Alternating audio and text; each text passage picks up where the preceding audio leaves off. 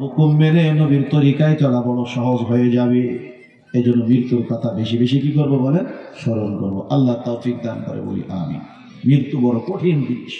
রাসূল আকরাম সাল্লাল্লাহু আলাইহি সাল্লাম এক হাদিসের মধ্যে বলতেছেন, কখন নবী সাল্লাল্লাহু আলাইহি সাল্লামের ইন্তেকালের সময় হয়ে গেছে, হযরত ফাতিমা রাদিয়াল্লাহু তাআলা আনহা কাছেই বসা ছিলেন।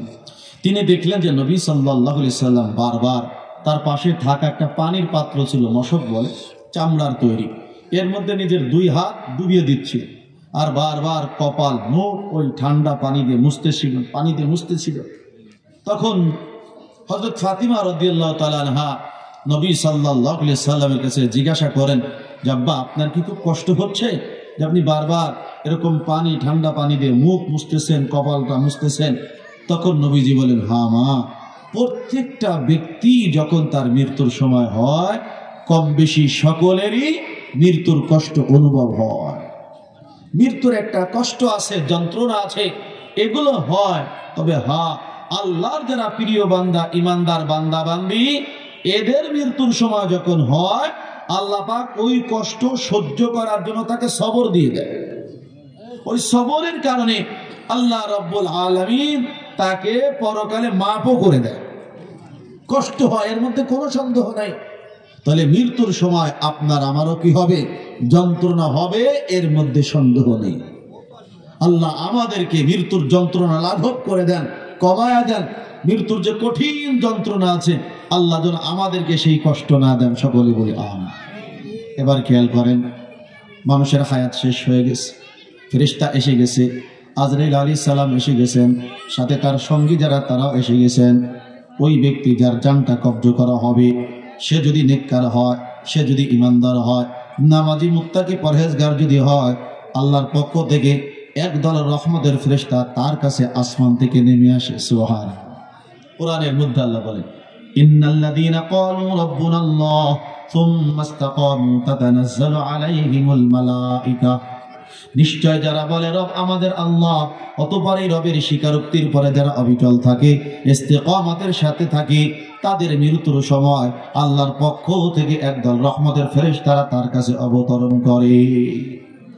রহমতের ফেরেশতা ওই মাইয়িত মুর্দার কাছে আসে, এসে তাকে কিছু প্রলোভন দেখায়, তাকে কিছু মহব্বতের কথা শোনায়।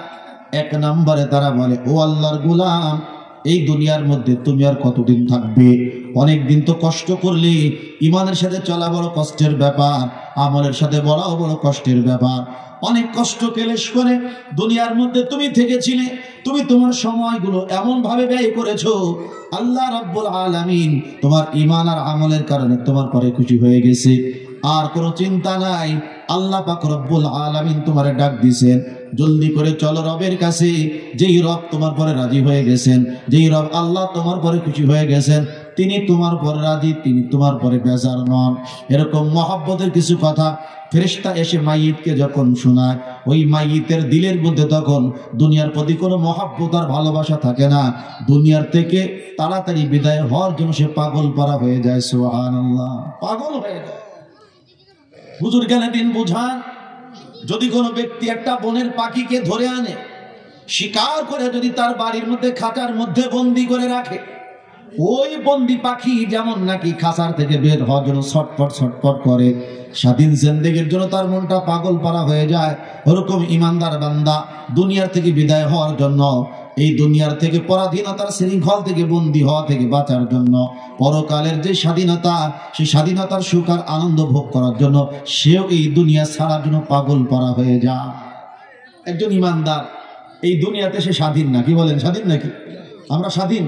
আমরা তো আল্লাহর অধীন। কার অধীন? আল্লাহর অধীন। মন চাইলে যা চায় তা বলা যায় না, যা মনে চায় তা শোনা যায় না, যা মনে চায় তা খাওয়া যায় না, যা মনে চায় তা পান করা যায় না, যা দেখতে মন চায় তা দেখা যায় না, যা ভাবতে মনে চায় তা ভাবা যায় না। যদি করি তো গুনাহ হয়ে যায়, নাকি হয় না বলেন? আল্লাহ নিষেধ করেছেন মদ খেও না। এখন যদি আমরা খাই তাহলে ইমানের দুর্বলতা আসবে কিনা? তাহলে ইমান কমে যাবে। আল্লাহ বলছেন যে খারাপ হারাম দৃশ্য দেখো না। আমি যদি হারাম দৃশ্য দেখি, দেখা তো যাবে, কিন্তু ইমান কি হয়ে যাবে? দুর্বল হয়ে যাবে। নামাজ পড়তে বলছেন আল্লাহ, আমি নামাজ পড়লাম না, আমার ইমান কি হয়ে যাবে? দুর্বল হয়ে যাবে। আল্লাহ আমাকে বলেছেন যে মানুষের সাথে ঝগড়া করো না, মানুষকে গালি দিও না, অহেতুক কারোর ইজ্জতের পরে হামলা করো না, কারোর ধন বলের ক্ষতি করো না, কারোর জনবলের ক্ষতি করো না। আমি করে ফেললাম, কারা তো নিষেধ, করলে কি হয়ে যাবে বলেন তো? পাপ হয়ে যাবে। তাহলে এখানে চাইলেই স্বাধীনভাবে চলা যায় না। ইমানের কারণে আল্লাহ পাক রব্বুল আলামিন আমাদের হাত পা চোখ কান সব বেঁধে দিয়েছেন, প্রত্যেকটার উপরে একটা শৃঙ্খল শিকল লাগিয়ে দিয়েছেন। আল্লাহ যতটুকু টানবে ওইটুকু টানা খাওয়া যাবে, এরপরে একটু শিকল নড়াচড়া করা যাবে না।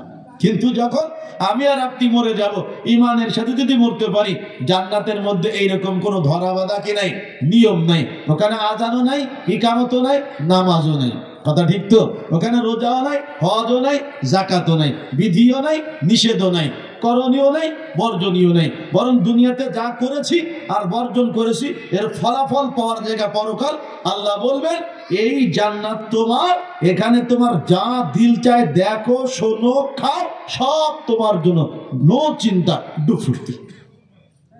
ওয়ালাকুম ফিহা মা তাশতাহি আনফুসুকুম ওয়ালাকুম ফিহা মা তাদউন। আল্লাহ বলেন তোমার জন্য, তোমাদের জন্য জান্নাতে তাই মিলবে তোমার দিল যা কল্পনা করবে, তুমি জবান দিয়ে যা চাবে জান্নাতে তুমি তাই পাবে। সুবহানাল্লাহ। এই দুনিয়াতে যেহেতু একটু আমাদেরকে আল্লাহর হুকুম নবীর তরিকায় চলতে হয়, এখন আল্লাহ যখন বলবেন ফেরেশতার মাধ্যমে এই দুনিয়াতে আর তোমার থাকার দরকার নেই, তুমি চলে আসো। তুমি কি করো? চলে আসো।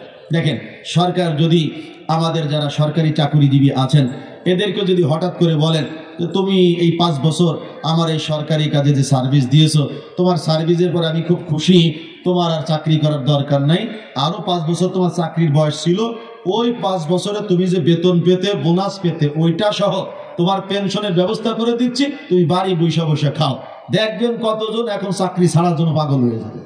কথা কন ঠিক না? ঠিক না? বিশেষ করে এই সময় তো অনেক কঠিন, আর এলাকার মানুষ আরো কঠিন, বিভিন্ন চাপে চুপে থাকে সবাই। কথা কন ঠিক না? ঠিক না? ছাড় দিলে সবাই এটারে গ্রহণ করবে। এখন ইমানদারকে যখন ফেরেশতারা বলবে আর দুনিয়াতে কতদিন থাকবা, বহুত না থাকছো, অনেক কষ্ট করছো, যতটুকু ছিলে বাস এটুকুই যথেষ্ট। আল্লাহ বুঝছেন আমার এই বান্দা আমার হুকুম মোতাবেক চলছে, আল্লাহ তোমাদের যাইতে বলছে, আর থাকার দরকার নেই। এইটুকু শোনার পরে আর কারো থাকতে মনে চাইবে না। সুবহানাল্লাহ। কোরআনে কারীমের আরেক জায়গায় আল্লাহ বলছে, ইয়া আইয়াতুহান নাফসুল মুতমাইন্না ইরজিই ইলা রাব্বিকি রাদিয়াতাম মারদিয়া ফাদখুলি ফি ইবাদি ওয়াদখুলি জান্নাতি। আল্লাহর পক্ষ থেকে ডাকাইবে, হে পুত পবিত্র আত্মা, হে নিষ্কলুষ আত্মা, তুমি তোমার রবের দিকে ফিরে আসো। এমন অবস্থায় তুমি ফিরে আসো তুমি আমার পেয়ারা যারা নেককার বান্দা বান্দি যারা, তাদের দলভুক্ত হয়ে যাও, অথবা আমার নেককার বান্দারা থাকবে যে জান্নাতি, তুমি সেই জান্নাতের অধিবাসী হয়ে যাও। সুবহানাল্লাহ। আল্লাহ রাব্বুল আলামিনের পক্ষ থেকে যখন কোন ইমানদারের মৃত্যুর সময় হয়, তখন তার চোখের সামনে সেই ইমানদারকে আল্লাহ যে জান্নাত দান করবেন, জান্নাতের যে অট্টালিকা বিল্ডিং দান করবেন, জান্নাতের মধ্যে যে নাজ ও নিয়ামত দান করবেন, মুরগেলমান দান করবেন, থোকায় থোকায় আঙ্গুর দান করবেন, আপেল আনার বেদানা দান করবেন, এগুলো আল্লাহ রাব্বুল আলামিন তার চোখের সামনে তুলে ধরবেন। সুবহানাল্লাহ। কোন কোন বুজুর্গের জিন্দেগিতে পাওয়া যায়, যখন আল্লাহ তাদের মৃত্যুর সময় জান্নাতের এই নিয়ামতগুলো দেখিয়েছেন, আঙ্গুর থুকাই থুকাই তার চোখের সামনে ভাসতেছে, কেউ কেউ অবস্থা থেকে বসে বসে ওই আঙ্গুর ধরার জন্য হাতটা বাড়াই দিছে। সুবহানাল্লাহ। আসলে তো এই দুনিয়া থেকে হাত দিয়ে আঙ্গুর ধরা যাবে না, ওগুলো হলো লোক। এগুলো খাইতে চাও তো আমার কাছে চলে আসো, আর আমার কাছে আসতে হলে দুনিয়া ছাড়তে হবে, মরতে হবে, ফেরেশতা গেছে, তুমি প্রস্তুত হয়ে যাও। এই প্রলোভন দিলেও অনেক সময় মানুষ প্রলোভনে পড়ে না। পড়ে না বলেন? পড়ে। কেমনে বুঝাবো? বড়রা বলছেন এই জন্য বলা, নাহলে কেমন শোনা যাবে? ছোট বাচ্চাদেরকে মুসলমানি দেয় না, ছেলেদেরকে মুসলমানি দেন না আপনার? যখন মুসলমানি দেন বা খতনা দেন, এই ছোটরা কিন্তু ভয় পায়। এর সামনে যারা এই কাপ্তার বা হাজাম না, যারা এই মুসলমানির কাজটা সম্পাদন করে, এই বাচ্চার সামনে যদি ছুরি টুরি ধারায়, আরো যদি বুঝে যে কাজ আজকে হবে, আজও দৌড় কাইলো দৌড়, কথা ঠিক না? ভয়তে পলায়। তখন কি করে? ওই মামা চাচা ওই বাচ্চাকে যে বেশি আদর করে সেই লোকটা ওই বাচ্চার কাছে আসে, আসে কয় শোনো, ওই কাপ্তা বা হাজাম ওরে খেদাই দিছে, ও নাই আমাদের বাড়ি, ওদেরকে তাড়িয়ে দিছে, এরকম তারে বলে বলে বলে মামা চলো ওই দোকানে যাই। এক দোকানে নিয়ে বলবে, দোকানদারে যা যা খাইতে চাই তাই তা দাও। ছোট বাচ্চা তো পকে পড়ে গেছে। চিপস, ভাজা, বিস্কিট আরো যা আছে এগুলা না, ফান্টা মান্টা যা আছে সব কিছু এক পাজা কিনে দিছে। চলো মামা এখন আমরা যে বাড়িতে বসে বসে খাই। আজ আমরা তো ইশারা দিয়ে আছে কাপ্তারে যে আমি সিস্টেম করে ফেলাম, তুমি কায়দায় চেঙ্গি দিয়ে কাজ সেরে দেবা। কথা কন ঠিক না? এরপরে বসায় এরপরে কয় মামা দেখি তো তুমি এই সেই করে লুঙ্গি রাস্তা করে দুজু করে। এরপরে কয় তুমি চিপস খাও মামা, খুব সুন্দর চিপস, দেখছো কি মজা, তোমার আব্বা জানে তো পয়সা অল্প টাকাটা এলো আমেরিকার চিপস মামা, এটা অমুক দেশের চিপস, একটু দামি তাই না দিচ্ছে তো, আবার জুস একটা দিচ্ছে মাশাআল্লাহ, একটা খাও মামা, একটা না একটা খাও মামা। ওই খাইতে খাইতে ওদিকে মনে করেন যে চেঙ্গি দিয়ে হয়ে গেছে।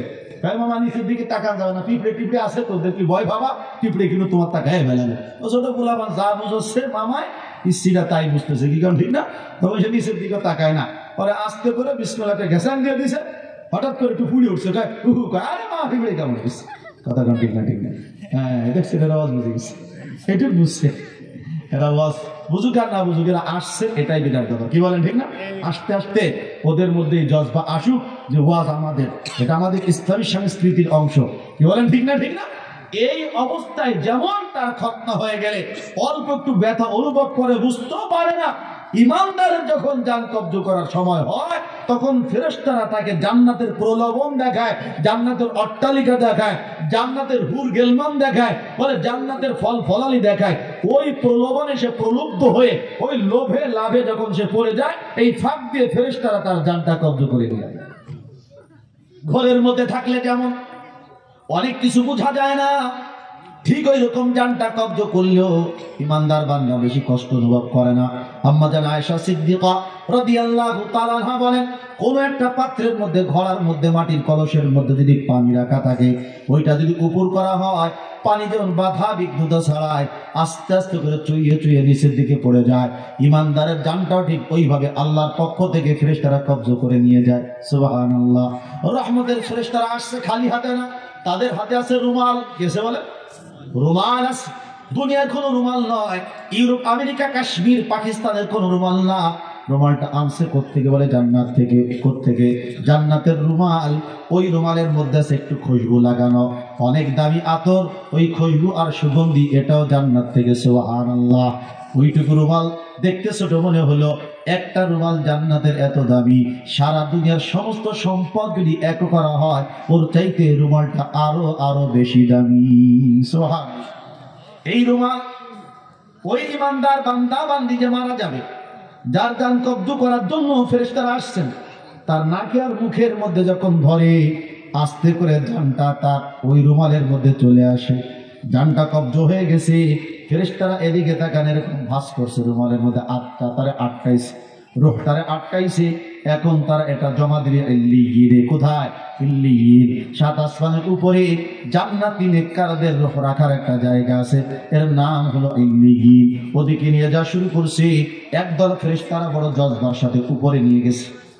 অনেকটা উপরে যখন গেছে, আর একদল ফেরেশতা বলে, অনেকক্ষণ তুমি নেককার এই বান্দা বান্দির আত্মাটা বহন করেছো, আমরা তো এর ভাগীদার, এইবার আমাদের কাছে দিয়ে দাও, হ্যান্ড ওভার করো, হস্তান্তর করো, এবার আমরা নিয়ে যাব। এক একদল ফেরেশতা বারবার পালা বদল করে, প্রত্যেকে নেককার রূহের জানটাকে বহন করে আল্লাহর কাছে জমা দেওয়ার জন্য পাগল করা হয়ে যায়। সুবহানাল্লাহ। এইভাবে করে করে সবাই প্রথম আসমানে চলে গেছে। কোথায়?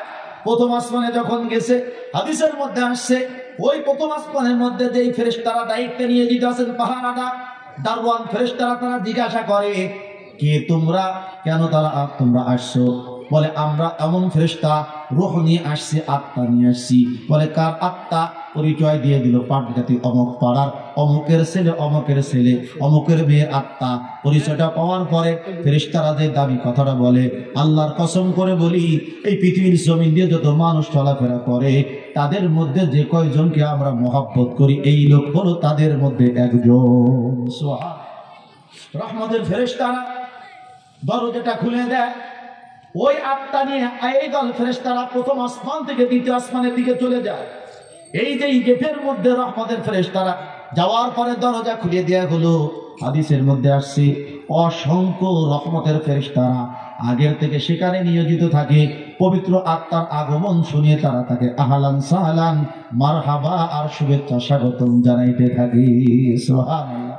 দুনিয়ার মধ্যে ভিআইপি গেস্ট যদি কোনো এলাকাতে যায়, ওই রাষ্ট্র ওই এলাকার যারা দায়িত্বশীলেরা আছে তারা তাকে খুব সংবর্ধনা দেয়, দেয় না দেয় না বলে দেয়। প্রধানমন্ত্রী যদি কোনো এলাকাতে যায়, প্রেসিডেন্ট যদি কোনো এলাকাতে যায়, বাহিরের মুলুকের ভিন্ন রাষ্ট্রের ঊর্ধ্বতন যদি কোনো কর্মকর্তা আসে, দেখবেন এয়ারপোর্টে নামার থেকে নিয়ে একদম বঙ্গভবন অথবা সরকারি যে ভবন আছে তার থাকার জায়গা অভ্যর্থনা ভবন ওই পর্যন্ত পুরা রোডের মধ্যে লাল গালিচা বিছিয়ে দেওয়া হয়, দুপাশ থেকে ফুল তার মুখের মধ্যে মাথার মধ্যে মারা হয়। এটা একটা সম্মান, কি বলেন ঠিক না? কি চমৎকার করে তাকে সম্বর্ধনা জানানো হয়। বলে এই যে ইমানদারেরা দুনিয়ার থেকে কষ্ট করে আল্লাহর ভিআইপি মেহমান হয়ে গেছে, আসমানের প্রথম গেটে যাওয়ার পরে লক্ষ লক্ষ ফেরেশতারা তাকে ওয়েলকাম স্বাগতম জানাবে। সুবহানাল্লাহ। এখানে একটা দামি কথা আছে, দুনিয়ার মধ্যে আমি আপনি যদি ইমানের সাথে চলি হয়তো ওই রকম সংবর্ধনা খুব একটা জীবনে পাবো না। আপনি দেখবেন এই পৃথিবীতে ভালো মানুষের থেকে কোনো কোনো ক্ষেত্রে মন্দ মানুষ সংবর্ধনা বেশি পায়, কথা বলেন ঠিক, সার্টিফিকেটও বেশি পায়, বিভিন্ন ফুলের তোড়াও বেশি পায়, এরপরে বিভিন্ন সনদপত্র মানপত্র ক্যারেক্টার সার্টিফিকেট এগুলো হয়তো তারা বেশি পায়। আপনাকে আমাকে কোনো সরকার কোনো কর্মকর্তা এলাকার কোনো হোমরা সোমরা কেউ হয়তো ওরকম কিছু দিবে না, সমস্যা নাই, আমি তো আছি মরার পরে আসমানের সংবর্ধনার জন্য। দুনিয়ার সংবর্ধনা আমার দরকার নেই, কারণ এই হাজারো সংবর্ধনার 4 পয়সার দাম নেই যদি মরার পরে আসমানে ফেরেশতারা আমাকে স্বাগতম না জানায়, ঠিক না? প্রথম আসমান থেকে দ্বিতীয় আসমান, তৃতীয় আসমান, চতুর্থ আসমান, এভাবে করে প্রত্যেক আসমানে এক এক দল ফেরেশতা তাকে স্বাগতম জানাবে, তার আত্মাটা ইল্লিয়িনে জমা করবে। খেয়াল করেন এখন আত্মা কোথায় চলে গেছে? ইল্লিয়িনে। আর মানুষের ঘর কোথায় পড়ে আছে? পাটগাতির জমিনে। বোঝানোর জন্য বলা যে পাটগাতির একজন মানুষ মারা গেছে, সবাই জানলো যে শোক সংবাদ অমুক পাড়ার অমুকের ছেলে, অমুকের মেয়ে অথবা অমুকের আব্বা দাদা ইত্যাদি সে আর দুনিয়াতে নেই। দুনিয়াতে নাই মানে কিসেতে আছে? লাশ পড়ে আছে না কোনো? তো কি বুঝলাম? এই বডির নাম মানুষ না, আসল হলো রুহের নাম মানুষ, কথা ঠিক না? কি নাম, কি টাইটেল, কত কিছু, মরার পরে তার একটাই পরিচয়, কি বলেন তো? লাশ। পরিচয় কি? লাশ। অমুক মিয়া তমুক মিয়া, এখন আর কেউ বলে না, বলে লাশ কোথায়, লাশ আনো। কেউ বলছে জানাজার সময় বলে নাকি যে অমুক চাচারে আনো, কথা বলে। কিন্তু ঠিকই ওই চাচার ওইখানে যারা বক্তব্য দিবে তাদের নামের একটা ছোট্ট কি লিস্ট থাকে। আমাদের বলেন আব্দুল হক সাহেব বক্তব্য দিক, অথবা আমাদের ভাই আব্দুল কাইম সাহেব সেটারে পরিচালনা করুক, খোঁজে যে কিনা কিনা অমুক হুজুরে ডাকো, তমুক মিয়ারে ডাকো, অমুক মেম্বারে ডাকো, তমুক মাতুব্বরে ডাকো, জিন্দা কটার নাম বলে, কিন্তু যার উদ্দেশ্যে জানাজা তার নামে একবারও বলে না। লাশ নিয়ে আসো, সামনে লাশ নিয়ে আসো, লাশ ডাকে রাখছো, বামে রাখো, একটু সামনে আগাও, একটু পিছনে নাও, লাশ কবরে রাখো। এখন সব পরিচয় বাদ, পরিচয় কি? লাশ। পরিচয় কি? লাশ। তো দুনিয়ার মধ্যে লাশ পড়ে আছে, আর রূহ আল্লাহ কোথায় নিয়ে গেছে? ফেরেশতাদের মাধ্যমে 7 আসমানের উপরে ইল্লিয়িনে নিয়ে গেছে। এখন পৃথিবীতে যেটা পড়ে আছে এটা একটা ধর মাত্র, স্ট্রাকচার মাত্র, বডি মাত্র। এই বডিরও কত দাম, ইমানদারের বডিরও কত দাম। হাদিসের মধ্যে এসেছে যখন তোমরা মাইয়িতকে গোসল দিবে খুব জোরে চাপ দিবে না। জোরে কি দিবে না? চাপ দিবে না, আস্তে করে চাপ দিবে। কারণ জোরে চাপ দিলে দুনিয়াতে বেঁচে থাকা অবস্থায় সে যেমন ব্যথা পেত, মরার পরও এই লাশ হওয়ার পরে তার শারীরিক অনুভূতি এখনো অটুট আছে, সে ব্যথা পায়। নবীজি বলেন ঠিক জীবিত অবস্থায় তার হাড় ভাঙলে যেমন ব্যথা পেত, মরার পরও তার হাড় ভাঙলে সে কি পায়? ব্যথা পায়। এর জন্য ওলামায়ে কেরাম, ফুকাহায়ে কেরাম, ইসলামের উপরে যারা এই কিতাবাদি রচনা করেছেন তারা বলছেন এ কথা, একজন মানুষ মরে যাওয়ার পরে তার শরীরের কোনো অঙ্গ প্রত্যঙ্গ কোনো হাসপাতালে, কোনো ক্লিনিকে, কোনো ব্যক্তিকে দেওয়ার ক্ষমতা, অধিকার মানুষের নাই। কথা বুঝছেন? এখন আমাদের দেশে তো অনেকে মরণোত্তর চক্ষু দান করে, মানে মরার আগে বলে দেয় যে আমি মরে যাওয়ার পরও আমার চোখ খসিয়ে তোমরা অমুক চক্ষু হাসপাতালে, হ্যাঁ ইসলামিয়া চক্ষু হাসপাতালে, ইস্পাহানি চক্ষু হাসপাতালে, অত অমুক হাসপাতালে জমা দিবা। এরকম অনেকে দেয় না? একটু বলতে হবে, দেয় না? চোখটাকে আমার চোখ দিয়েছেন কে? আল্লাহ। তো এই চোখ তো আল্লাহর দেওয়া। এই চোখ আল্লাহ কোনো ব্যাংকে ডোনেট করার জন্য দেন নাই। এই চোখ আপনার সাথেই চলে যাবে। এটা দিয়ে আপনি অন্য কাউকে উপকৃত করা যে ফিকির করেছেন, এত একরাম ভালো না। পরের জিনিস দিয়ে একরাম করা যাবে না। আপনি এখানে বসা শুনলেন যে আমাদের এলাকায় একজন বড় বক্তা আসছেন, বড় আলেম বুজুর্গ আসছেন, অনেকদিন পরে তাকে একটু একরাম করা দরকার, তাকে একটু খাতির যত্ন করা দরকার। এখন আপনার বাড়িতে গেছেন, আপনার বিবিরে জিজ্ঞাসা করছেন এই ফ্রিজে কিছু আছে? তেমন কিছু নাই, আছে তো পোল্ট্রি। পোল্ট্রি মুরগি খাওয়া যাবে না, দেখ কোন জায়গা কি আছে। তো দেখলো যে আশপাশে একজনের ভালো একটা সুন্দর তাগড়া খাসি বান্ধা, একরামে নিয়েতে খাসি এনে জব করে সুন্দর মতো গুণা করে হুজুরে খাওয়াই দিছে। একরামই তো হয়েছে না? এই একরামে সওয়াব হবে না গুনাহ হবে? কারণ তুমি তো ছাগলের মালিক না বাবা, তুমি তো খাসির মালিক না। পরের খাসি জব করার অধিকার তোমারে কে দিল? এইটুকু যেমন বুঝছি পাপ হয়। এই চোখ তো আল্লাহ, আল্লাহর দেওয়া চোখ তো আল্লাহ আর একজনকে ডোনেট করতে, দান করতে হুকুম দেয় নাই। আমি যদি আল্লাহর সেই চোখ আর একজনকে দিয়ে যাই, এতে আমি পাপী হব। কথা কন ঠিক না? তবে হ্যাঁ, মুমূর্ষু অবস্থায় যদি কেউ থাকে, আমি যদি নিজের রক্ত তাকে ফিরিয়ে দেই। গোপালগঞ্জে হাসপাতালে একজন প্রসূতি নারী, বাচ্চা কাচ্চা হবে, 6 ব্যাগ 7 ব্যাগ কি লাগবে? ঔষধ লাগবে। ওই যে আমাদের তহিবুল আছে, ডোনেট গ্রুপে আছে সদস্য, রক্ত গ্রুপ, ব্লাড গ্রুপে। এখন যদি বলে যে ভাই আপনার ব্লাড কি? বলে এ পজিটিভ। বলে হ্যাঁ, হাসপাতালে যার লাগবে তারও এ পজিটিভ, চলেন 1 ভাগ রক্ত দিয়ে আসেন। কয় টাকা দিবা? মনুষ্যত্বহীন মানুষ। রক্ত বেচা যাবে না। কথা বলেন, রক্ত কি বেচা যাবে না, এটা ফ্রি দিবেন, এটা হাতিয়া দিবেন। তবে হ্যাঁ, যাওয়া আসাতে ক্যারি খরচ, ভাড়া, এটা আপনি পাবেন। কথা বলেন। কিন্তু রক্তটা পরে কি দিবেন? ফ্রি দিবেন। আপনার 1 ব্যাগ রক্তে যদি একজন মা বেঁচে যায়, এটা বিরাট ব্যাপার। কথা কন ঠিক না? ঠিক না? কারণ রক্ত তো অল্প দিনের মধ্যে আবার 25 থেকে 27 দিন, 18 দিন রিকভারি হয়ে যায়। আবার আল্লাহ পাক তরুতাজা করে দেয়। সুস্থ থাকলে আপনি দিতে পারেন, নির্লোভ যদি হন, রোগ মুক্ত যদি হন তো দিতে পারেন। কিন্তু মরার পরে কোনো কিছুই দেওয়া যাবে না। আধুনিক চিকিৎসা বিজ্ঞান যা করে সম্পূর্ণ হারাম তরিকায় করে। চোখ নেওয়া যায়, কিডনি নেওয়া যায়, না বলেন। এমনকি ওই মানুষের শরীরটাকে ঔষধ প্রয়োগ করে গোশত খসিয়ে, চামড়া খসিয়ে, ওরা যে হাড়, যাকে কি বলে কঙ্কাল নাকি, এই কঙ্কাল ঝুলায় রাখে বিভিন্ন হাসপাতালের মধ্যে। উলামা হযরত ফুকায়ে কেরাম বলে এর জন্য অন্যভাবে ট্রাই করতে হবে, অন্য মাখলুকদের ট্রাই করতে হবে, অর্থাৎ প্লাস্টিকের কোনো বিষয় তৈরি করে তার মধ্যে গবেষণা করতে হবে। কিন্তু জীবিত মানুষের কোনো অঙ্গ প্রত্যঙ্গ যেমন ডোনেট করা যায় না, মরার পরও তার অঙ্গ প্রত্যঙ্গ শরীরকে দেওয়া যাবে না। খেয়াল করেন, পাটগাতির মধ্যে তার বডি পড়ে আছে, চতুর্দিকে এলান হয়ে গেল, মসজিদগুলোর মধ্যে মাইকি হয়ে গেল, অমকের ছেলে অমক দুনিয়ার মধ্যে নাই, অমকের মেয়ে অমক দুনিয়ার মধ্যে নাই। লোকটা যদি ভালো হয়, লোকটা যদি ইমানদার হয়, কাউকে বলা লাগবে না, সবাই শোনার সাথে সাথে পড়বে ইন্না লিল্লাহি ওয়া ইন্না ইলাইহি রাজিউন। কথা বলেন ঠিক না? ঠিক না? লোকটা যদি ইমানদার হয়, লোকটা যদি মুমিন হয়, আমল আখলাক যদি ভালো হয়, লেনদেন যদি সুন্দর হয়, মানুষের সাথে যদি সুন্দর আচরণ করে, মার্জিত ব্যবহার যদি করে, সমস্ত লোকেরা বলবে লোকটা বড় ভালো ছিল। বলবে না? বলবে না? বলেন। লোকটা ভালো হলে এমনি মানুষের জবান দিয়ে বলে ভালো ছিল। আমাদের দেশে যে সংস্কৃতি অনেক জায়গায় আছে, মানুষ মারা যাওয়ার পরে যখন জানাজা হয়, ওই জানাজার মধ্যে যখন লোকজন ভরপুর হয়ে যায়, কাতার বন্দি যখন হয়ে দাঁড়িয়ে যায়, তখন অনেকে অনেক বক্তব্য দেওয়ার পরে বলে সবাই বলেন তো এই লোকটা কেমন ছিল? সবাই মিছিলের সাথে বলে লোকটা ভালো ছিল, ভালো ছিল। বলে এই মিছিলের কোনো দাম নাই, ভালো যেটা আছে আগের থেকে আছে, আর ভালো হইলে আর মিছিল দেওয়া লাগে না। শোনার সাথে সাথে বলে লোকটা বড় ভালো ছিল, আল্লাহ তারে মাফ করে দিক। কথা কন ঠিক না? ঠিক না? আল্লাহর মেহেরবানিতে ভালো মানুষ যখন মারা যায়, প্রত্যেক ইমানদার অন্তত সূরা ইখলাস 3 বার পড়ে তারে হাদিয়া দিয়ে দেয়। আল্লাহ সূরা ইখলাস 3 বার পড়লাম, 1 খতম কোরআনের সওয়াব হয়েছে। আপনি 1 খতম কোরআনের সওয়াব এই ব্যক্তির আমলনামায় জমা করে দেন, সাথে সাথে তার জন্য হাজার হাজার খতম শুরু হয়ে যায়। আর লোকটা যদি ভালো না হয়, খতম দিতে কইল দেয়, কিন্তু দায়ী সারা ভাবে দেয়। ইমানদার মারা গেল, শুরু হয়ে গেল তার জন্য দোয়া, চতুর্দিকে শুরু হয়ে যাবে রোনা জারি।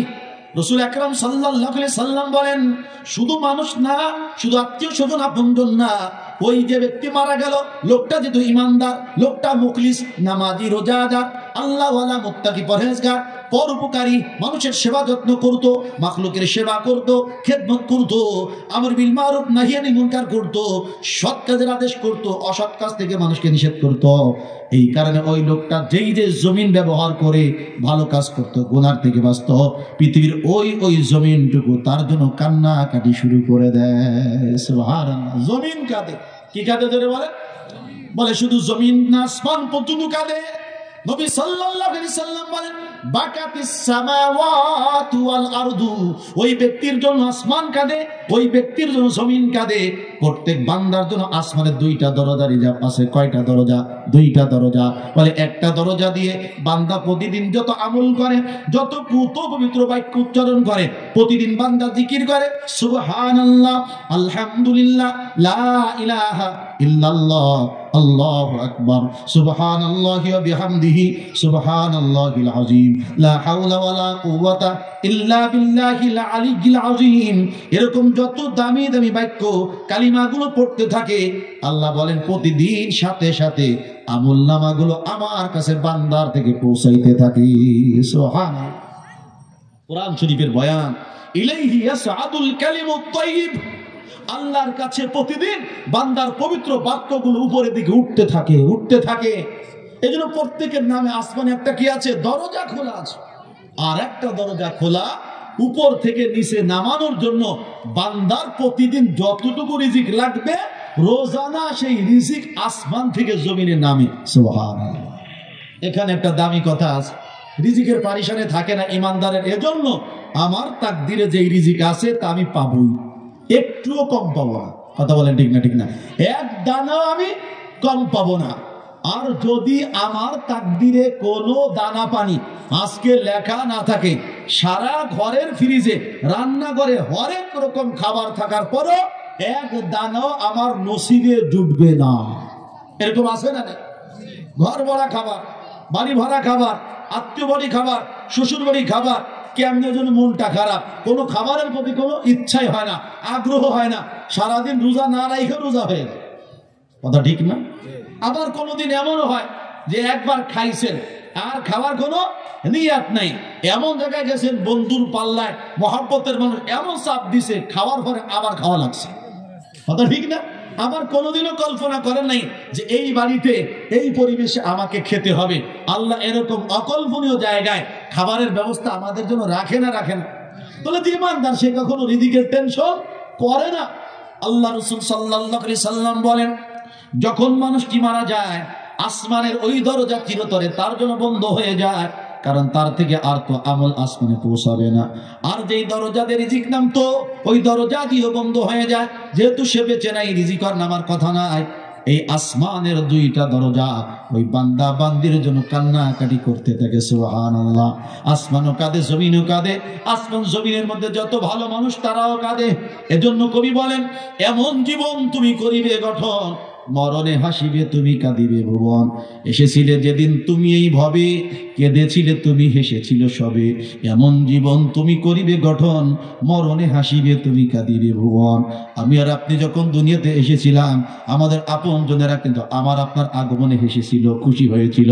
কিন্তু আমি আর আপনি মায়ের ছোট্ট দুনিয়া থেকে এই পৃথিবীর বড় দুনিয়াতে যখন আসছিলাম, এই বিশাল দুনিয়া দেখে আমরা কেঁদে দিয়েছিলাম, আল্লাহ রে কই আসলাম। ঠিক না? কান্দেন নাই না? কান্দেন মনে নাই? তাই তো। মার কাছে জিগেন, শাশির কাছে জিগেন, বাপের কাছে জিগেন, ঠিকই বলবো, ওরে বাজান যে কান্দা কানছিলা। এই কান্দার পরে মা বাবারও খুশি হয়েছিল, যাক ছাওয়াটা বুবা হয় নাই। কথা ঠিক না? যদি হওয়ার পরে না কান্দে, একটু হাউ যদি না করে, সবাই টেনশনে থাকে, আল্লাহ কি বুবা হইলো কিনা। কথা ঠিক না? যে আউ করে কান্না শুরু করছে, ওরে সুবহানাল্লাহ। এক একজনে কয় ফোন দিয়ে, ও মিয়া খুশির খবর, দাদা হইছো? দাদা কয়, দাঁড়া মিষ্টি নিয়ে আসতেছি। পাটগাতি বাজারে গিয়ে সবচেয়ে দামি মিষ্টি, আজকে টাকার দিকে তাকায় না। কথা কয় না, যা আছে সবচেয়ে ভালো মিষ্টিগুলো আমারে দে। কয় কাকাটা তো অর্ডার, আর দূর তোর অর্ডার আমার নাতি। কথা ঠিক না? মিষ্টিগুলো সব দিয়ে চলে আসে। নানাই শুনছে নাতনি হইছে, সেও মিষ্টি কেনে। বাপে মায়ে আত্মীয় স্বজন দুনিয়াতে যারা ছিল সবাই খুশি, বন্ধু বান্ধব খুশি। কেন? সন্তানের আগমনে, একজন বনি আদমের আগমনে সারা জগৎ খুশি হয়। কারণ ছোট ছোট বাচ্চা, এরা হলো জান্নাতের ফুল। সুবহানাল্লাহ। এরা জান্নাতের কি ফুল, এগুলো দেখে সবাই খুশি হয়। বলে এমন জীবন তোমার ওই সময় হয়েছিল, তুমি তো দুনিয়াতে এসে শয়তানের খোঁচা খেয়ে, আঘাত খেয়ে, অথবা দুনিয়ার মুখ দেখে, বিশালতা দেখে তুমি ভয়ে ভয়ে কেঁদেছিলে।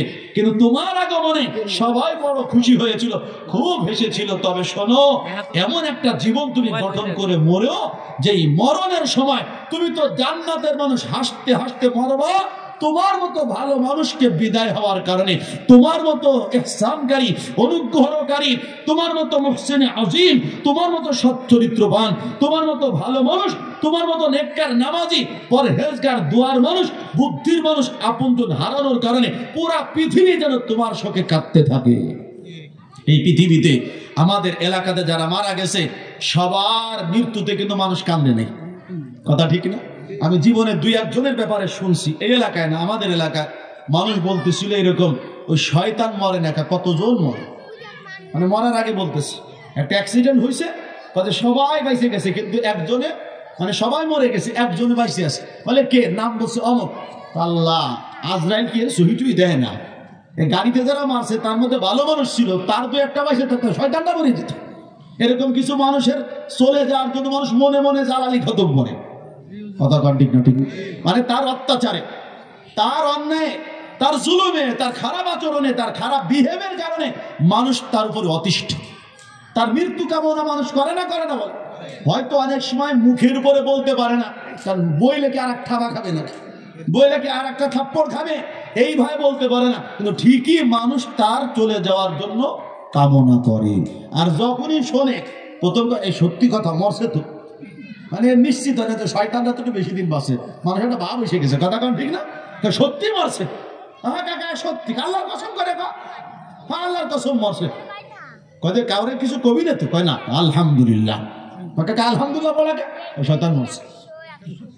মানুষ খারাপ হইলে তার মৃত্যুতে মানুষ আলহামদুলিল্লাহ পড়ে, খুশি হয়, মুখটা বেজার হয় না, ইন্না লিল্লাহ পড়ে না, সূরা ইখলাসও পড়ে না। জানাজায় আসলেও ওযু ছাড়া দাঁড়ায়, আর দাঁড়াইলেও জানাজার নিয়মের মধ্যে যা আছে হেরফের করে, আর ভালো করে পড়লেও মন দিয়ে পড়ে না, আর কয় আল্লাহ আমি পড়লাম, পড়া দায়িত্ব, কিন্তু তুমি এটা কবুল করো না, ও কয়ে দেবে না, কথা ঠিক না? বেঠিক?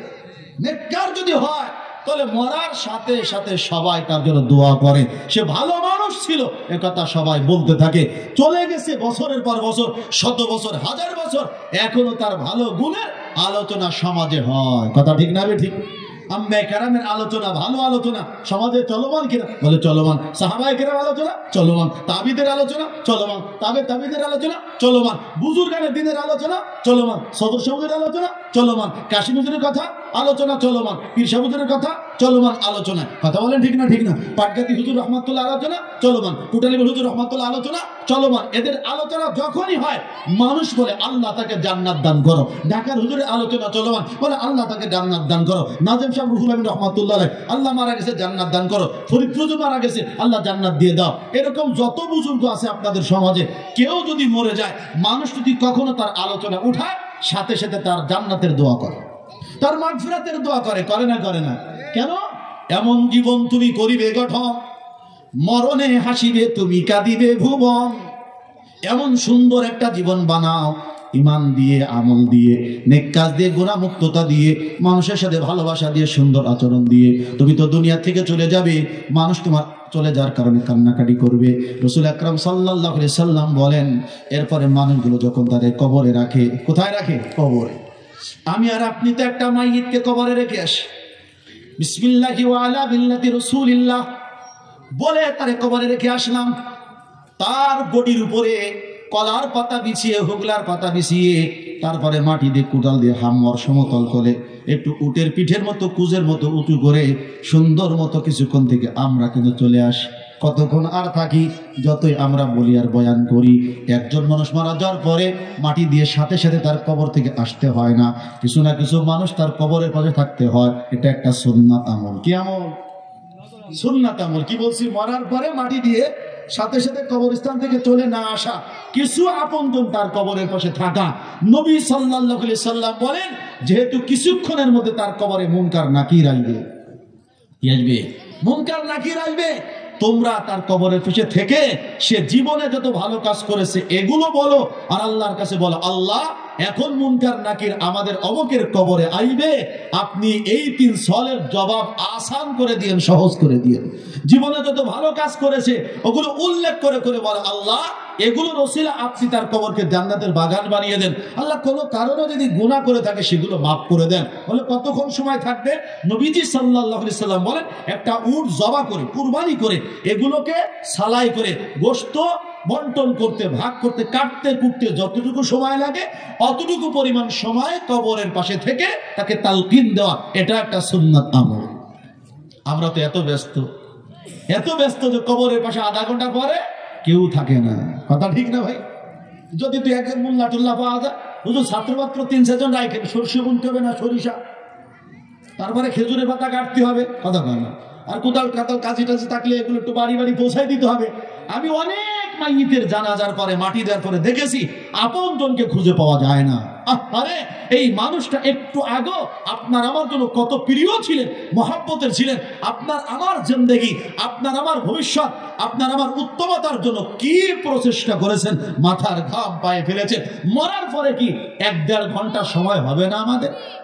এই জন্য আপনাদের কাছে এই মাসআলাটা আমি বললাম, আরো সুন্দর করে আবেদন করি, আপনাদের যদি কোনো আপনজন মারা যায়, কবর দেওয়ার পরে সাথে সাথে কবরস্থান থেকে চলে আসবেন না।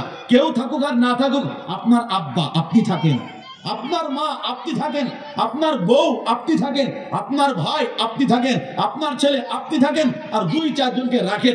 রেখে বাংলায় বলেন, আল্লাহ আমার ছেলে কম বেশি নামাজ পড়তো, তাবলিগে যাইতো, গহাটাকে মোহাম্মদ করতো, এই রহমানিয়া মাদ্রাসাকে মহব্বত করতো, আলেমদের সাথে চলতো, তাবলিগওয়ালাদেরকে খেদমত করতো, এরকম কিছু ভালো কাজ আছে, আল্লাহ এগুলো কবুল করেন। হ্যাঁ, আমার ছেলে ঠিক মতো চলতে পারে না, অনেক পাপ ইচ্ছা অনিচ্ছা করে ফেলছে, আল্লাহ এগুলো মাফ করে দেন। এরকম যদি আমি বলতে থাকি, নবীজি সাল্লাল্লাহু আলাইহি ওয়াসাল্লাম বলেন এইটাও উপকারী হয়। সুবহানাল্লাহ।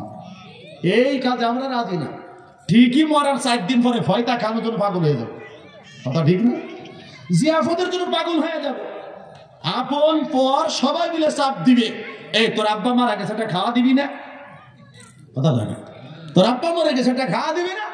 কত টাকা রেখে গেছে বাবা জান, ওই খাওয়াতে যা ফায়দা হওয়ার কথা তা অনেক কারণে হয় না।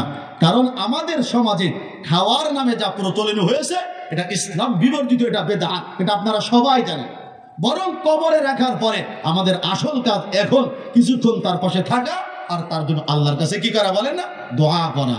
এবার খেয়াল করেন, যখন কবরে আমরা রেখে চলে আসলাম, কিছুক্ষণ পরে যখন নাকি মুনকার নাকির তার কবরে চলে আসি, মুনকারুন নাকিরুন অপরিচিত ফেরেশতা, আগে পরে এই ফেরেশতার সাথে মাইয়িতের কোনো পরিচয় নাই, কখনো তাকে দেখে নাই, বিভৎস চেহারা, নীল নীল তার চোখগুলো, দাঁতগুলো উঁচু উঁচু বড়, দেখতে ভয়ঙ্কর লাগে, দেখার সাথে সাথে কলিজার পানি শুকায় যায়, এমন আকৃতি ধারণ করে কবরের মধ্যে আইবে। মাইয়িতকে আমরা শুইয়া রাখছি, ওই মাইয়িতকে তারা খাড়া করবে, বসাবে। আমরা যেমন নামাজের জন্য তাশাহুদের সুরতে বসি, আমাদের উস্তাদেরা, হেফজখানের উস্তাদেরা বিশেষ করে, কিরাতখানের উস্তাদেরা বিশেষ করে ছাত্রদেরকে মুখোমুখি করে মাঝে মাঝে বসায়। উস্তাদও সুন্নাত তরিকায় বসা থাকে, ছাত্রকে তাশাহুদের সুরতে বসায়। এরকম ফেরেশতারা তাদের 2 হাঁটুর সাথে ওই মাইয়িতকে বসাবে, চোখের দিকে চোখ রাখবে, এইবার ধমক দেওয়ার মতো করে বলবে মা রব্বুকা, ধমক দিয়ে বলবে, মহব্বতের সাথে না, কি দিয়ে বলে, ধমক দিয়ে। এই কিরাতখানার যদি বাচ্চাদের, আমি এখন পরীক্ষা এখনই নিতে যাই, ওদের কাইন্দে মরে যাবে, হাতে হাতে বাড়ির কাছে, কোন হুজুর আইছে, কথা কান ঠিক না ঠিক। ছোট বাচ্চারা বলবে না ভয়ে, আপু বলো ভাই আমি তোমার আঙ্কেল কাকু, তোমার হুজুরের শোনা আমি ওরকম রমজান হুজুরের মতো একজন, ওই নাজিম হুজুরের মতো আমি একজন, কথা কান ঠিক না। এরকম অনেক আপন করার পরে তারপরে আউযুবিল্লাহ বলে, আর ধমক দিলে তো উঠে দেবে, কথা ঠিক কিনা। কবর এর সাথে বেশি মারাত্মক।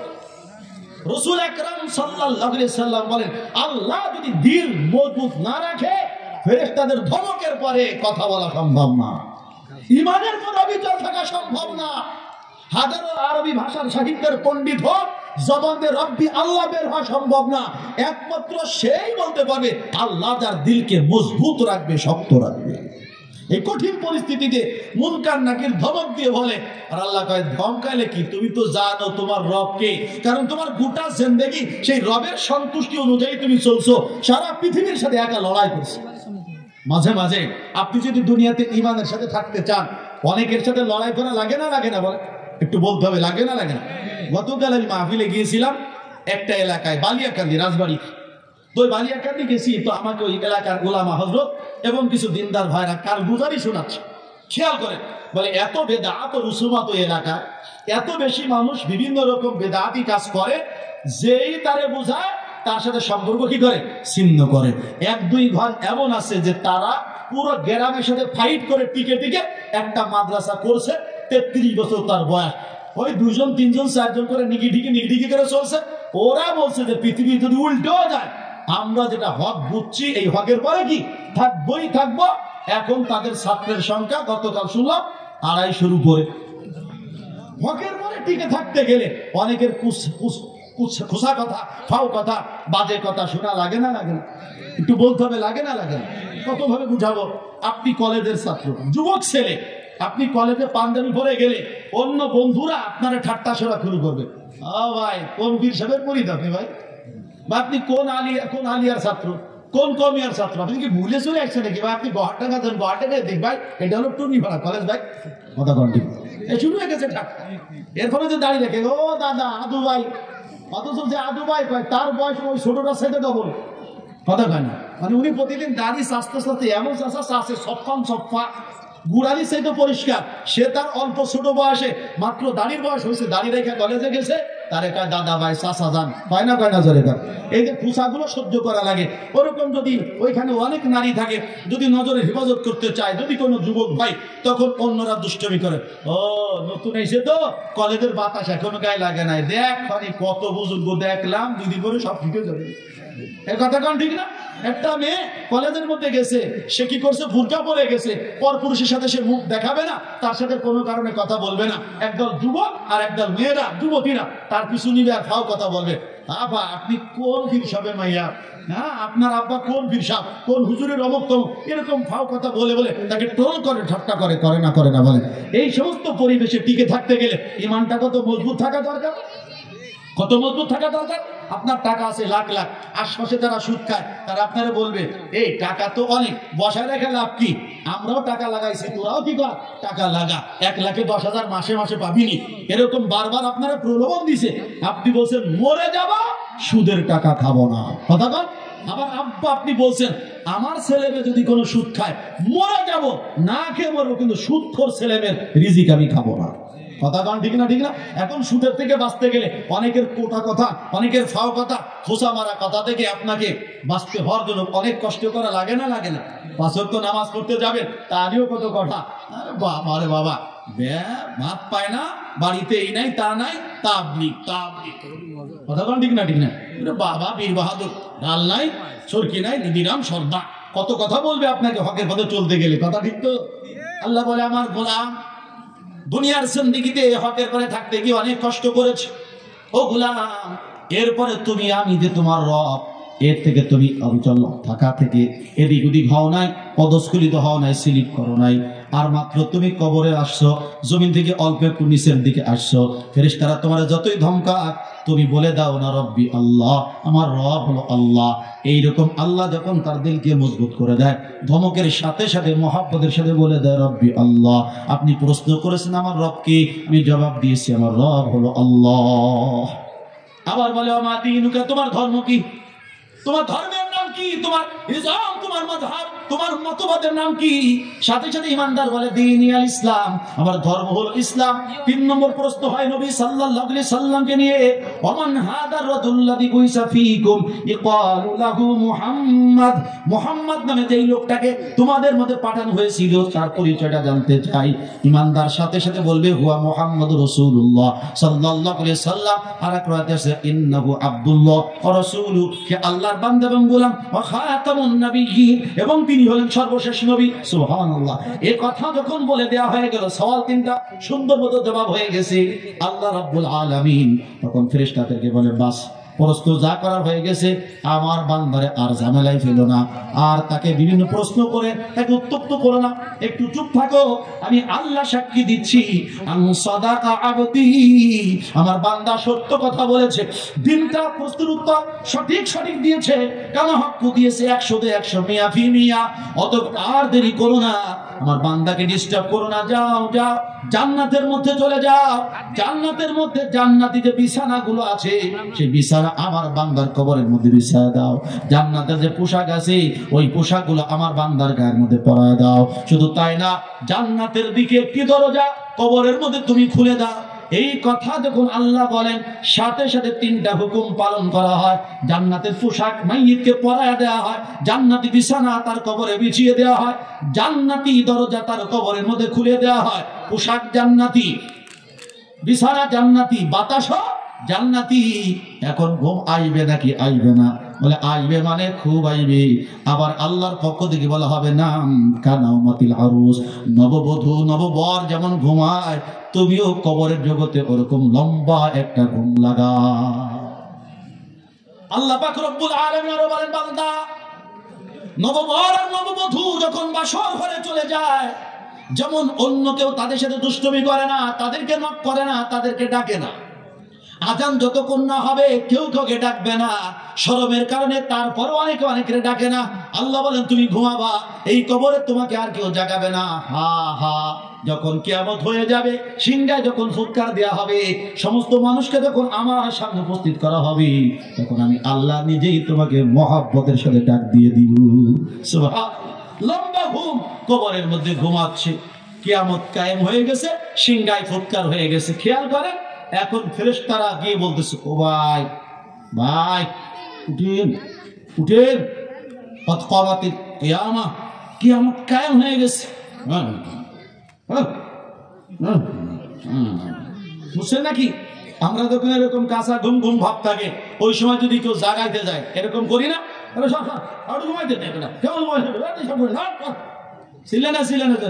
তো ফেরেশতারা যখন তার ঘুম থেকে ডাকতে গেছে,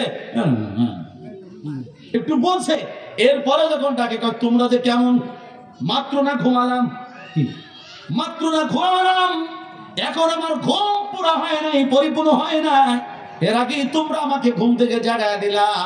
ফেরেশতারা বলে, মাত্র ঘুমাইছো? কাঁচা ঘুম। কে বলছে? এত হাজার এত লক্ষ বছর তুমি কবরের মধ্যে ঘুমাচ্ছ। সুবহানাল্লাহ, কি লম্বা একটা ঘুম ভাই। ঘুম উঠে এবার উঠো, কিয়ামত কায়েম হয়ে গেছে, আল্লাহ ডাকছে, আল্লাহ যাইতে করছে, এখন কি আর ঘুম থাকবে? কর ওরে সুবহানাল্লাহ। যার দিলে যার প্রতি যত আজমত আর মহব্বত, এমন কোন ব্যক্তি যার সাথে সাক্ষাতের জন্য আমি আর আপনি পাগল করা থাকি, ওই লোকটার পক্ষ থেকে যদি বলা হয়, এ আর ঘুমাসবি, ওর তুই যার কথা কই সে আইসে তোর সাথে দেখা করবে, দরজায় দাঁড়ানো, খেতা ল্যাপ কোদাল লাঠিতে কই ফেলাবে, কথা কর ঠিক না? লুঙ্গি ধরে কই তাড়াতাড়ি রাখছিস 2 মিনিট, কোন ফাঁকে বিরাজ হয়ে গেছে, কোন ফাঁকে জামা কাপড় পরা সারা, আসসালামু আলাইকুম, কতক্ষণ আগে আপনি বলছেন আমি আসলে ঘুমাইছি, মুহূর্তে ঘুম, আমার কিছু কইেন না, ক্ষমা চাই, আফমান সরি, কথা কন ঠিক না? ঠিক না? ফেরেশতারা যখন আল্লাহর কথা বলছে, ঘুম থেকে উঠছে, এখন ফেরেশতারা বলে, এখন তোমাকে যাইতে হবে কিয়ামতের মাঠে। যে যেখানে শুইছে কবরে, তাকে সেখান থেকে নিয়ে আনা হবে কোথায়? কিয়ামতের মাঠে। কিয়ামতের মাঠ কোন জায়গা হবে? ইন্ডিয়ায় তো নাকি?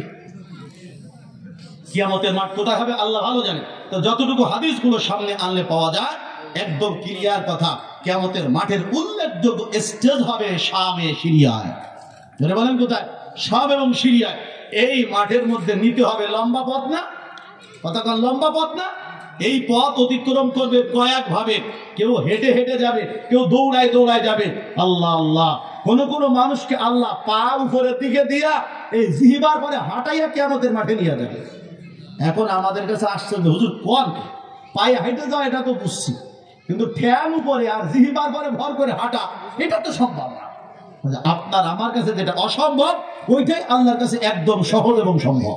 যে আল্লাহ জমিনে অনেক মাখলুক আছে যারা হাতে পায়ের পরে ভর দিয়ে চলে না, পেটের উপরে ভর দিয়ে চলে, সরীসৃপ জাতীয় প্রাণী আছে না নাই? যেমন সাপ, কথা বল ঠিক না? ঠিক না? এগুলো কি করে? কারণ তো পেটের পরে ভর দিয়ে হাঁটে না। আল্লাহ যদি জমিনের মধ্যে পেটের পরে ভর দিয়ে হাঁটাইতে পারে, সে আল্লাহ এই জিহ্বার পরে ভর দিয়ে হাঁটাইতে পারবে। এই নেককারদের কাছে তখন ফেরেশতারা জান্নাতের বাহন নিয়ে আসবে। কিসের বাহন? জান্নাতের ঘোড়া, জান্নাতের বাহন এনে বলবে, ওঠেন। আর আমি সম্মানের সাথে তারা তুলে অল্প সময়ের মধ্যে কিয়ামতের মাঠে নিয়ে যাবে। সুবহানাল্লাহ। নিয়ে যাওয়ার পরে বলবে, এই যে চেয়ার, এখানে বসে গেছে। ও ভাই, কয়জন ইমানদারের দুনিয়াতে মানুষ চেয়ার দেয়? ইমানদাররা দুনিয়াতে চেয়ার একটু কমই পায়, বেঈমানের চেয়ার একটু বেশি, কথা কন ঠিক না? আমলদার মানুষের চেয়ার একটু কম, বেআমলের চেয়ার একটু কি বেশি। ফেরেশতারা ওই জান্নাতি চেয়ারের মধ্যে বসায় বলবে, এখানে বসুন, এমন জায়গা এখানে কোনো গরম নাই, এখানে কোনো রোদ নাই, এখানে তামার যে নিচে থেকে হিট এইটা নাই, জান্নাতি খুশবু, জান্নাতি পরিবেশে চেয়ারে আল্লাহ তাকে আরশে আজিমের নিচে বসায় দিবে। সুবহানাল্লাহ। আমল নামা যখন দিবে, ডান হাতেই দিবে, ওজন যখন হবে, নেকির পাল্লায় ভারী হবে, নবীজি ডাকবেন, হাউজে কাউসারের গ্লাস দিবেন, পানি পান করা, সুপারিশ করা, নবী সাল্লাল্লাহু আলাইহি সাল্লাম ফুলসের পানি দেয়া জান্নাতে ঢুকায় দিবে। ইমানদার এত চমৎকার, এত সুন্দর হয়। পক্ষান্তরে যদি ব্যক্তি বেঈমান হয়, মৃত্যুর সময় যদি ঈমান না থাকে, রহমতের ফেরেশতারা তার কাছে আসে না, গজবের ফেরেশতা, আযাবের ফেরেশতা আসে। আযাবের ফেরেশতা এসে তার জান যখন কব্জ করতে চায়, তখন সে দুনিয়া ছাড়তে চায় না, কারণ সে বুঝতে পেরেছে এই জান কব্জ করাই মানে আমাকে পরকালের দিকে নিয়ে যাওয়া, আর কবরে নিয়েই তো আমাকে শাল্টিং দিবে, আমাকে পিটাবে, আমাকে শাস্তি দিবে। এজন্য রূহ ভয়ে পলায়ন করতে থাকে। এই আমাদের শরীরের মধ্যে 360টা গিরা আর গিট আছে, এক গিটের থেকে আরেক গিটে পলায়, ফেরেশতারা সেখানে ধাওয়া করে, আবার দৌড় দেয়, ওখান থেকে আরেক জায়গায় ধাওয়া করে, আবার দৌড় দেয়। 360 নম্বর গিটে যখন পৌঁছায়, ওইখান থেকে আরেক জায়গায় পলায়নের কোনো সুযোগ নেই, বলে সেখান থেকে থাবা দিয়ে ফেরেশতারা তার জানটা কব্জ করে। বলে থাবা কেমন হয়? নবী সাল্লাল্লাহু আলাইহি সাল্লাম বোঝানোর জন্য বলেছেন, একটা গাছ যদি শিকড় সহ জমিনের মধ্যে থেকে যায়, বড় গাছ, একে যদি ক্রেন দিয়ে বা কোনো জিনিস দিয়ে জোরে টান দিয়ে উঠানো হয়, তাহলে তার শিকড় মাটি ভেঙে চুরে উঠে যাবে। ওই রকম ভাবে ব্যক্তির থেকে রূহ যখন টান দেওয়া হয়, মাথা থেকে পা পর্যন্ত পুরো শরীরের মধ্যে এমন ব্যথা অনুভব হয়, চিৎকার করে সে আওয়াজ করতে থাকে, কাঁদতে থাকে, অনেক জোরে জোরে আওয়াজ করতে থাকে। নবী সাল্লাল্লাহু আলাইহি সাল্লাম বলেন, মানুষ আর জিন ছাড়া সমস্ত মাখলুক তার আওয়াজকে শুনতে পায়। মানুষ শুনতে পায় না, জিন শুনতে পায় না, কারণ মানুষ যদি তার আওয়াজ শুনতো, তাহলে তার দাফন কাফনের ব্যবস্থা বাদ দিয়ে নিজেরাই বেহুশ হয়ে জমিনে পড়ে দিত। এজন্য আল্লাহ শোনায় না। ইতিহাস আছে, সাহাবায়ে কেরামের ঘটনা আছে, কবরস্থানের পাশ দিয়ে হঠাৎ করে এক প্রাণী দৌড়াচ্ছে, নবীজি বলছেন এই কবরে আযাব হচ্ছে, ওই আযাবের আওয়াজ এই প্রাণী শুনছে, তাই ভয় কি করতেছে? পলায়ন করতেছে। আবার এমনও শোনা গেছে মদিনার মধ্যে এরকম কোন প্রাণী দৌড়াচ্ছে, বলে নিশ্চয় কোনো বেঈমানের মৃত্যু হচ্ছে, এই আওয়াজ শুনে তারা পলাচ্ছে। এই আওয়াজ হয় বেঈমানের। এরপরে তার রূহটা যখন নেওয়া হয়, একটু আগে বলেছি ঈমানদারের রূহ একটা জান্নাতি রুমালে আনা হয় এবং তার মধ্যে খুশবু লাগানো থাকে। বেঈমানের রূহ যখন কব্জ করা হয়, তখন তো টেনে হেসড়ে বের করা হয়, আর তাকে নেওয়া হয় জাহান্নামের যে চট আছে, সালা, বস্তা, এগুলোর মধ্যে আত্মা নেওয়া হয়, এবং এই আত্মার মধ্যে এক প্রকার মানে চটের মধ্যে একটা দুর্গন্ধ থাকে, যে দুর্গন্ধ জাহান্নাম থেকে লাগিয়ে দেওয়া হয়। এই রূহটা যখন কব্জ করে তার উপরের দিকে নিয়ে যাওয়া হয়, ফেরেশতারা জিজ্ঞাসা করে, কার আত্মা নিয়ে এসেছেন? বলে অমুকের আত্মা। বলে ওর জন্য দরজা খোলা আল্লাহ নিষেধ করে দিয়েছে, ওর জন্য আজকে আসমানের দরজা খুলবে না। কোরআন শরীফের মধ্যে এসেছে, আল্লাহ বলেন অনুবাদ, একটা উট যেমন শুয়ের মাথা দিয়ে ঢোকা অসম্ভব, উট কি কখনো শুয়ের মাথা দিয়ে ঢুকানো যাবে? বলেন বলেন যাবে? বলে এইটা যেমন অসম্ভব, বেঈমানের জন্য আসমানের দরজা খোলা অতটুকুই অসম্ভব, খুলবে না। ব্যাগ হবে জমিনে, 7 তবক জমিন, 7 স্তরের নিচে জাহান্নামীদের পাপিষ্ঠদের আত্মা জমা রাখার একটা জায়গা আছে, তার নাম সিজ্জিন। এই সিজ্জিনে জমা করা হবে। এই যে কবরে রাখা হয়েছে, আবার তার বডির সাথে আত্মার সংযোগ চালু করে দেওয়া হবে। মানুষ যখন তাকে মাটি দিয়ে চলে যাবে, কিছুক্ষণ পরে ওই মুনকার নাকি তার কবরেও আইবে, এসে 3টা প্রশ্নই জিজ্ঞাসা করবে। প্রত্যেকটার উত্তরে সে কি বলবে? হা হা লা আদরি, হা হা লা আদরি, হ্যাঁ আফসোস আমি জানি না আমার রবকে, হায় আফসোস আমি জানি না আমার ধর্ম কি, হায় আফসোস এই লোক নবী আমার কি হন আমি তাকে চিনি না, জানি না। এই 3 না না না না যখন বলবে, আল্লাহ শোনার পরে বলবে, আন কাযাবা আব্দি, আমার বান্দা তো মিথ্যা কথা বলছে, ও মিথ্যাবাদী, ও জানতো ওর রব আল্লাহ, কিন্তু রবের ইচ্ছা মতো দুনিয়াতে চলতো না। ও জানতো তার ধর্ম ইসলাম, কিন্তু ইসলামের নিয়ম নীতিমালা সে ফলো করতো না, মান্য করতো না। ও জানতো ওর নবী মুহাম্মদ রাসূলুল্লাহ সাল্লাল্লাহু আলাইহি সাল্লাম, কিন্তু নবীর তরিকা তার ভালো লাগতো না, নবীর তরিকায় চলতো না। নবীর তরিকা ভালো লাগে নাই, তার একটা হলো যখনই তার পৃথিবীর জমিনে বেঁচে থাকা অবস্থায় বালেগ হওয়ার পরে মাসের শেষ, বছরের শেষ মাসের শেষ রাত এসেছে, পরবর্তী বছরে শুরু রাত এসেছে, সারা পৃথিবীর বেঈমান ইহুদি, নাসারা, খ্রিস্টানেরা 31st নাইট পালন করেছে। সে মুসলমান হওয়া সত্ত্বেও ওই কাজ করেছে। আমাদের সমাজে আছে না? আজকে তো 31 তারিখ, আজকে কি তারিখ? 31 তারিখ। আপনি চোখ কান খোলা রাখলে আপনি দেখবেন এবং শুনবেন, আপনার আমারই সন্তান, আপনার আমারই ভাই বোন, কেউ কেউ এই 31st নাইট পালন করবে, কেউ পটকাবাজি ফুটাবে, কথা কোন ঠিক না? ঠিক না? কেউ আবার এই বিভিন্ন রকম মাতাল হবে, বিভিন্ন রকম গান বাজনা করবে, কেউ ডিজে পার্টির আয়োজন করবে, কেউ রিক্সায় রিক্সায় ঘুরবে, কেউ গাড়িতে গাড়িতে ঘুরবে, আর মনে করবে এই অনুষ্ঠান এভাবে করলেই মনে হয় আমাদের আগামী বছরটা বড় কি হবে, সুন্দর হবে, হ্যাপি নিউ ইয়ার। নতুন বছরকে স্বাগতম জানাচ্ছি। ও মুসলমানও, আপনাদেরকে বলি, সুবর্ণ সুযোগ যদি আমি পেয়ে গেছি, শেষ সময় এতটুকু আবদার করি, মৃত্যুর পরে কবরের জগতে যখন মুনকার নাকির সওয়াল করবে, তখন হা হা লা আদরি যেন বলা না লাগে। আপনাকে এজন্য বলে দেই, 31st নাইট পালন করা মুসলমানের জন্য হারাম কাবিরা গুনাহ। 31st নাইট পালন করা কি হারাম কাবিরা গুনাহ। কারণ 31st নাইট এটা খ্রিস্টানদের আবিষ্কার, এটা ধর্মীয় বিষয়। কেমন ধর্মীয় বিষয়? আমার দিকে তাকান। ইংরেজিতে মাস কয়টা? 12টা। প্রথম মাসের নাম কি? জানুয়ারি। এই বলেন, প্রথম মাসের নাম কি? জানুয়ারি। এই জানুয়ারি মাস নামকরণ করছে কার থেকে? বলে খ্রিস্টানদের রোমান যারা, এদের এক দেবতা আছে, তার নাম হলো জানুস। কি নাম বলেন? জানুস, এক দেবতা। তারা মনে করে ওই দেবতার 2 মাথা। জোরে বলেন, কয় মাথা? 2 মাথা। এক মাথার সামনে আর এক মাথা কি পিছনে। বুঝতেছেন তো কথা? ওরা কি করতো রোমানে, মানে বর্তমান ইতালিতে, এরা কি করতো, রাত যখন হতো, ডিসেম্বরের শেষ রাত 12টা যখন বাজতো, প্রথম পিছনের যে মাথা, ওই পিছনের মাথার কাছে কি বলতো, যা বলার আর কি, ওটা হলো মূর্তি। এরা মনে করতো এরা হলো এই যে মূর্তি, এই যে জানুস দেবতা, সে হলো ভাগ্যের দেবতা। যদি বলে নাউজুবিল্লাহ, সে কি god of doors, god of doors, দরজার দেবতা, দরজার রব, দরজার খোদা। মানে সুখ দুঃখ তারে দিয়ে ঢোকে। সে যারে ঢুকাইতে চায় সুখের দরজাতে, সে সুখ পায়, যারা দুঃখ দেয় সে দুঃখ পায়। জোরে খানা নাউজুবিল্লাহ। আমরা মুসলমানের ঈমান একই, সুখ দুঃখ সব কার হাতে? একটু জোরে বলেন, কার হাতে? কোন দেবতা, কোন ব্যক্তি, কোন মাখলুক আমাকে সুখ দুঃখ দিতে পারে না। তো পিছনের দরজা দিয়ে বলে, ওই মাথার কাছে গিয়ে বলে, জানুস দেবতা, আমরাই গত বছরে যা অকাম কুকাম করছি সব মাফটা করিয়া দেন, সব ভুল টুল ক্ষমা করে দেন। যেই 12টা 1 মিনিট বাজে, সবগুলো ঘুরে এখন সামনের মুখের কাছে এসে যায়, সামনের মাথার কাছে এসে বলে, আপনি আমাদেরকে একটু সহায়তা করুন, আমরা যেন আগামী বছরটা সুন্দর মতো ভালো মতো কাটাতে পারি।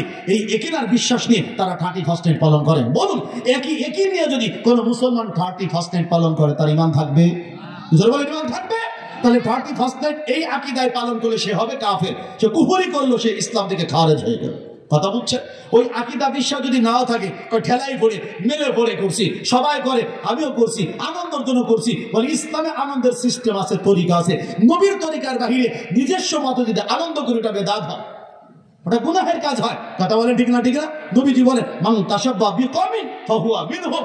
যে যেই জাতির সাথে সাদৃশ্যতা রাখবে, ওই জাতি যেখানে, তুমি মুসলমানের সন্তান হওয়া সত্ত্বেও পরকালে তার সাথেই থাকবে। আল মারউ মা মান আহাব্বা, যার সাথে যার মহব্বত, তার সাথে তার কিয়ামত। যে যাকে ভালোবাসবে, ওই ভালোবাসার মানুষটি যেখানে, তুমিও সেখানে।